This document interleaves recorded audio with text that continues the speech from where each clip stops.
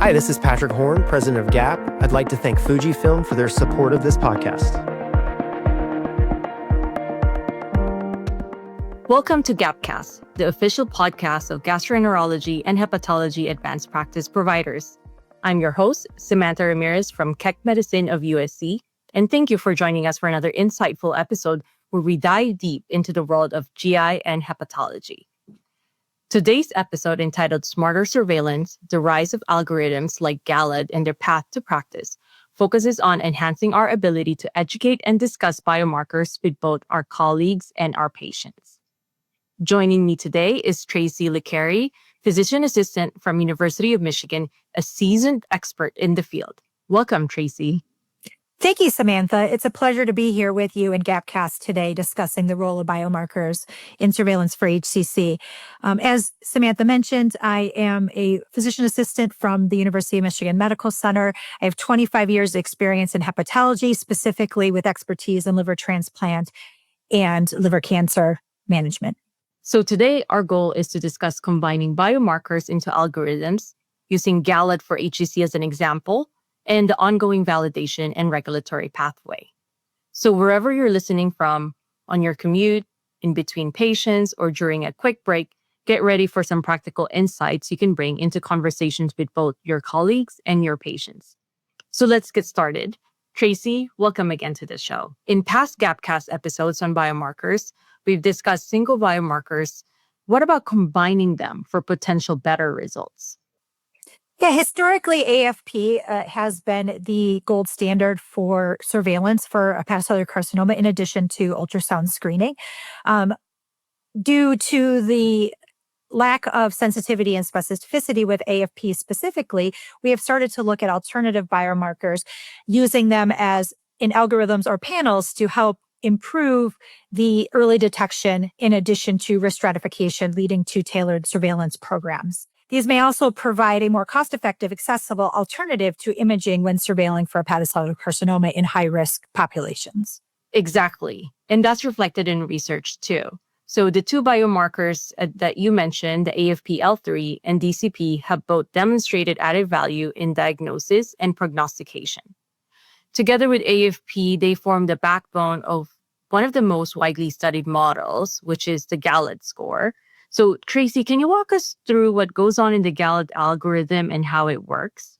Yes, by using the biomarkers you mentioned, including AFP-L3, which is a glycoform of AFP and improved specificity, AFP and DCP, which is a marker for tumor angiogenesis, combined with gender and age, we're able to calculate a score that tells us the probability of HCC within patients with chronic liver disease.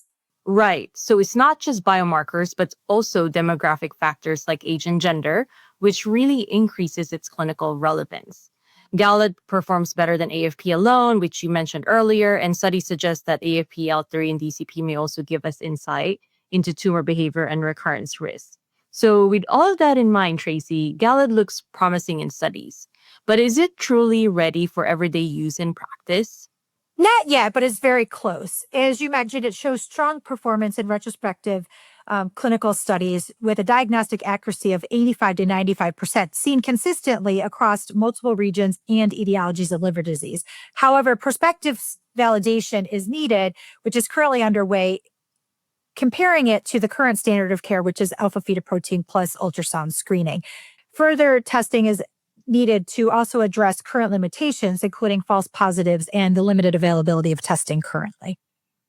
Yes, so the phase 3 retrospective data are impressive. GALAD consistently outperforms AFP alone, but as you mentioned, what really matters now is prospective validation in real-world surveillance. That's where we'll see if the model holds up over time outside of controlled studies. And that's key because it could influence not just early detection, but also how we monitor treatment response or stratify risk post-transplant. So Tracy, for clinicians who may already be ordering AFP, what's a practical way to explain AFP, L3, DCP, or even algorithms like GALAD to patients without overwhelming them? In speaking with patients, I generally discuss how there are different biomarkers within these cancers that help us to surveil and to detect these earlier. AFP, again, has low sensitivity and specificity in regards to HCC, but in combining these with other markers that may give us additional tools to be able to improve our diagnostic accuracy in the early settings. That's such a clear way to frame it, positioning biomarkers as tools that gives us a clearer picture rather than replacing what we already do. It helps patients see the value of, without feeling lost in science. And it reinforces why surveillance matters and keeps the focus on our partnership with their care. As we close out today's episode, I want to extend a big thank you to you, Tracy, for joining us and offering such meaningful insights. Tracy, it was a pleasure having you in the show. Thank you, Samantha. It was a pleasure to be part of the conversation. And I hope our listeners gain some useful takeaways from today's discussion and changes upcoming in future clinical practice. Absolutely. And thank you, our listeners, for tuning in. We hope this episode helps you feel more equipped and confident in discussing biomarkers, whether with your colleagues or patients. Remember, you're not just providing care, you're also educating, which is such a vital part of our role. Make sure to subscribe to GAPPcast on your favorite podcast platform to stay updated with our latest episodes. And don't forget to visit our website at gap.org and connect with us on LinkedIn, X, and Instagram for latest updates and insightful content. Until next time, this is Samantha Ramirez signing off.